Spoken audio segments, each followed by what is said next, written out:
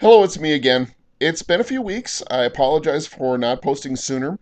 Some stuff that's been going on with me is that I have been very busy, not as much with my campaigning, although we're going to talk a little bit about some things I'm going to be doing over the next few weeks, but mainly because of school. I am also going to school, as many of you may already know, and I've had some pretty hardcore studying, pretty hardcore papers that I've been working on. So I've really have been focusing a lot of my time and attention doing my own education instead of spending a lot of time focusing on what's been going on with the school board. And I apologize for not posting sooner.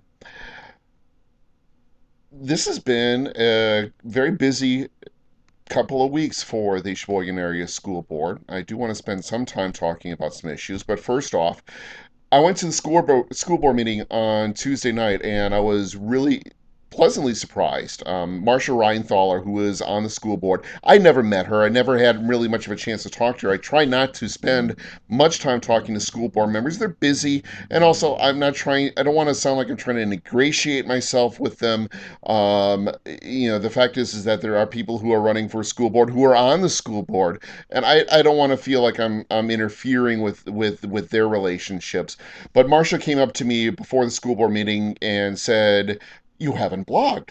And I looked at, no, I haven't. It's like I missed that. Actually, my husband misses that. He gets more information out of these blogs than sometimes I give him, which I thought was kind of interesting, but it was neat to hear. So before I begin with what's been going on with school board, I do want to give a brief shout out to Mr. Reinthaler. Hopefully, you'll be able to watch this, and if you or anyone else have any comments, criticisms, or concerns, be sure to let me know. Okay, now on to business. Some people have asked me what I feel about the whole Jesus John 3:16 Valentine. I'll be honest with you, I do have some very strong personal opinions on whether or not that's appropriate or not. But I do not intend on expressing them during this blog, and here's why. This is a type of issue which is very controversial. And while I generally do not shy away from controversy, the fact is that issues like these can very quickly and very easily turn into matters where the courts get involved. As a potential school board member come April 3rd, it could very well be that if people are that upset, that angry, that they actually file suit against the Sheboygan Area School District, I may be getting involved. And I felt, and I still feel very strongly, that if there is a legal issue, it is best that I keep my mouth shut and let my personal opinions be just that, personal, because there's a difference between what I personally feel and also what is legal. I am not a lawyer, and I do not want to make any calls or make any statements that might affect any potential lawsuit either for the school board or against the school board. The same thing goes with Lake Country Academy. There has been some stories in the paper about how some parents or some members of the Lake Country Academy board have been very upset with the school board regarding regarding some bond issues that the Lake Country Academy want to essentially pay off the bonds that the school district loaned them a number of years ago to help pay for their building. They basically want to buy the building from the school board because, again, there is some legal issues that have been going on. I know that they have been working with the attorneys from both sides, and there are some very interesting legal issues about whether or not the school board has the right to give the property to a private organization, which what Lake Country is. I feel it's best because of the fact that a lot of this is in closed session. I'm not involved in any of those discussions, and I don't feel comfortable expressing my opinion, which could actually be legally incorrect and could get either the school district or Lake Country Academy in some hot water. Again, I have some opinions about whether or not this should go forward or not, but I feel very strongly that because of the legality involved, I don't feel it's best that I really express my point of view at this point. Going on, there are some things that I do want to talk about. two things specifically that happened during the school board meeting on Tuesday night. The first part, let's talk about what is going on with the whole educational assistance, the teachers volunteering to a pay freeze, which was mentioned in today's in paper yesterday, excuse me, and also was mentioned at the committee of the whole meeting 2 weeks ago, and then finally the pay raise that has been approved for the administrators in the school district. There, to me, that's all kind of one issue. This is a tough decision for me. It is a decision that I have some real struggles with. I am not one of these people who believe that administrators or teachers or educational assistants should never get pay raises. I very strongly believe that they should. That when we have the money, we pay them. We should pay them well. I am not a person who thinks that teachers are automatically overpaid, that administrators are automatically overpaid, and that educational assistants, janitors, any government employees automatically overpaid simply because they work for the government.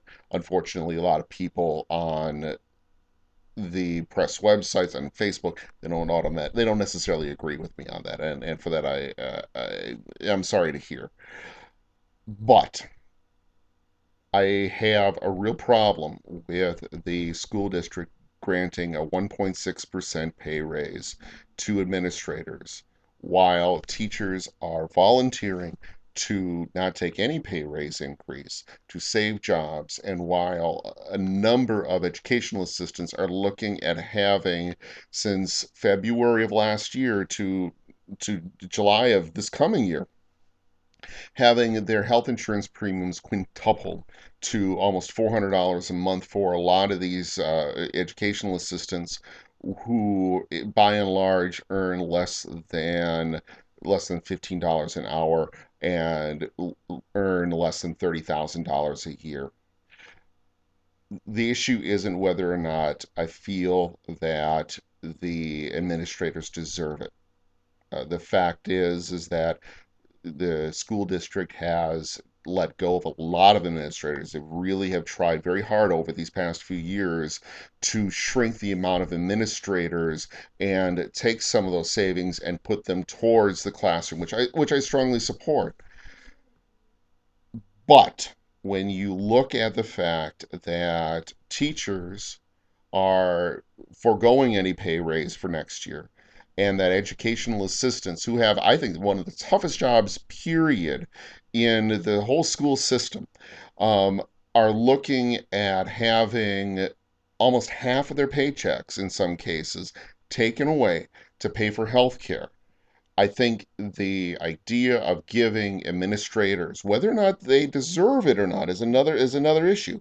But by having these administrators get a 1.6% pay raise, while everyone else is looking at either at the very minimum a pay freeze, and in many cases a net pay cut. I think it's a poor decision on the school district's part, and that is something that if I would have been allowed to vote on Tuesday night, I would have voted no. And it's not about the quality of work that these administrators do. I know for a fact they work very hard at what they do, and I support what they do. It's just that when we are looking at teachers not getting paid any pay raise increases, when we're looking at educational assistants having their health insurance benefits cut drastically, I think that it's not fair to those other groups. I have a strong personal opinion about educational assistants. My wife, Chris, was an educational assistant. She worked as a substitute educational assistant. She also worked as an assistant child care teacher over at RCS when RCS had a daycare that was specifically geared towards the cognitively disabled and physically disabled. My late mother-in-law, Gail Perung, was for a long time an educational assistant. She worked at James Madison, she worked at Horace Mann, and then she ended up her career at Farnsworth. She worked with the cognitively disabled and the emotionally disturbed. I have seen with Chris, and to a different extent, to another extent with Gail, or a lesser extent with Gail, only because I didn't see Gail as often. The fact that Chris would come home, her glasses would be all bent out of shape. She would get bruises. She would get basically, literally beaten up by a lot of these kids, and I can't imagine that how Gail must have gone through all of this stuff because Gail is was about 4 foot 10. She weighed about 120 pounds, soaking wet, probably even weighed less than that. And she was dealing with kids, some of whom are my size, and I'm a big guy. And to be physically beaten up, to be emotionally beaten up by these kids, even though Gail loved her job. It is a physically demanding job, probably the most physically demanding in the entire school district, because of the fact you're really close with these kids. These kids generally, when they act out, they will act out on the nearest person, which in many cases is the educational assistant. For them to face these kinds of net pay cuts while administrators who in many cases don't spend a whole lot of time in the classroom, and certainly not with cognitively and physically challenging and emotionally challenging kids. I think it's unfair. It's actually unconscionable, and this is something that I would have voted against.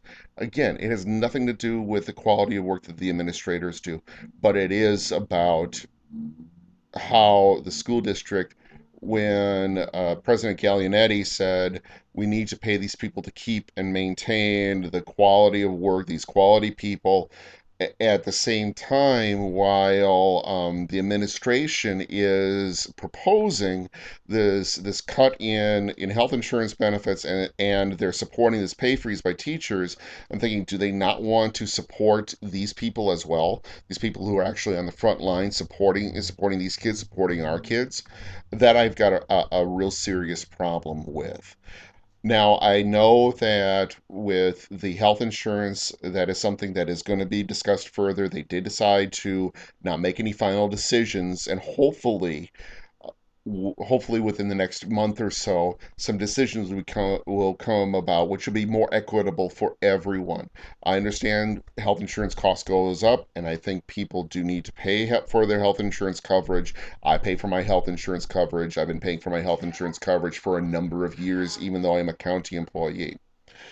But it is a matter, though, of fairness. It is fair for these men and women who are educational assistants. Most of them are, by the way, are women who literally put their health and their safety on the line, working with kids, protecting kids in some cases, helping teach kids in all cases, to have their benefits reduced, and to have them basically be told you're not as valuable as somebody who's got a doctorate, or who has got a master's degree, who is a quote unquote suit. And that I've got a real issue with that. I hope we can come to a solution with that. I really do. I think we will, but if we not, I'm going to be very disappointed in the school board and also in the school administration. But fingers crossed, I hope that something can work out. The second big thing I want to talk about before we talk about my schedule over the next few weeks is one of the neat things. I didn't know this, but when you don't get your diploma, when you don't walk down the bowl, because maybe you didn't get your grades up there, or you had fines that you needed to pay, damaged books or whatever, um, they have a separate special ceremony during the school board meetings where, if you wish, you can get your diploma in front of the school board, in front of your family and friends. And at the meeting on Tuesday, it was a bunch of teachers' assistants, or educational assistants and teachers, that did this as well.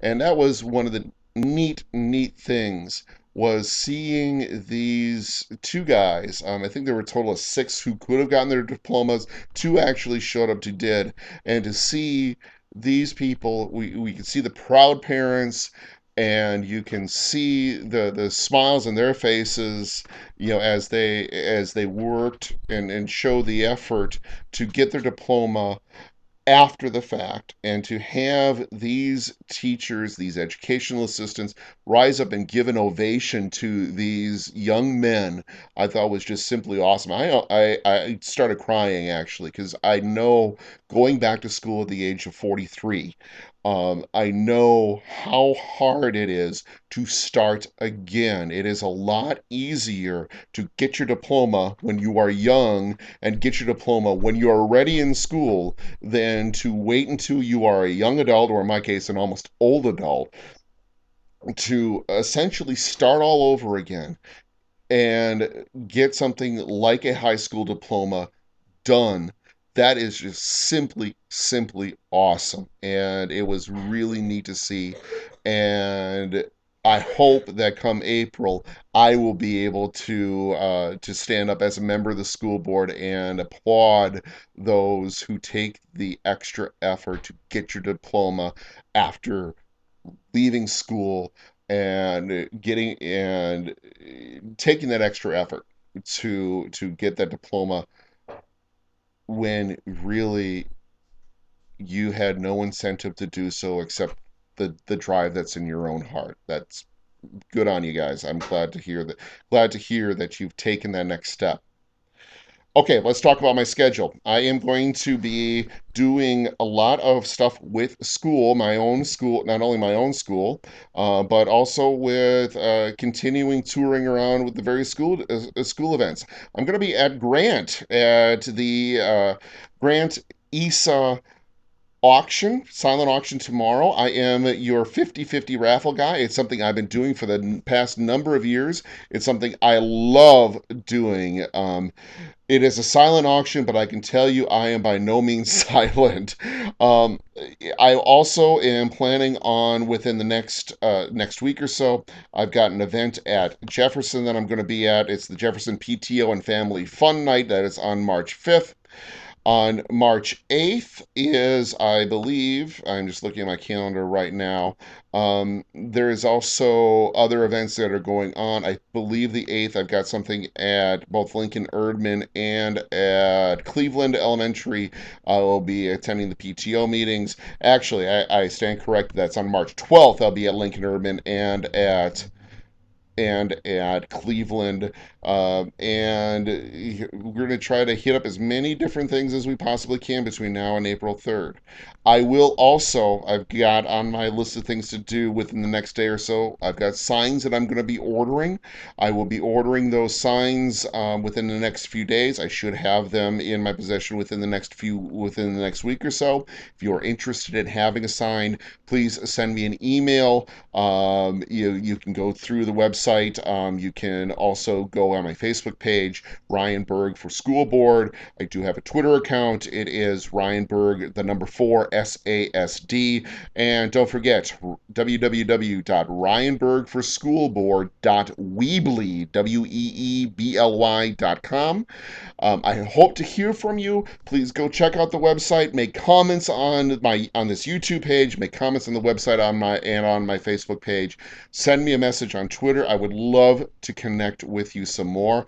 And with that, I will hopefully be able to do a next blog within the next 2 weeks when we talk about what happens at the next committee of the whole meeting. Thanks a lot, guys. Have a good day.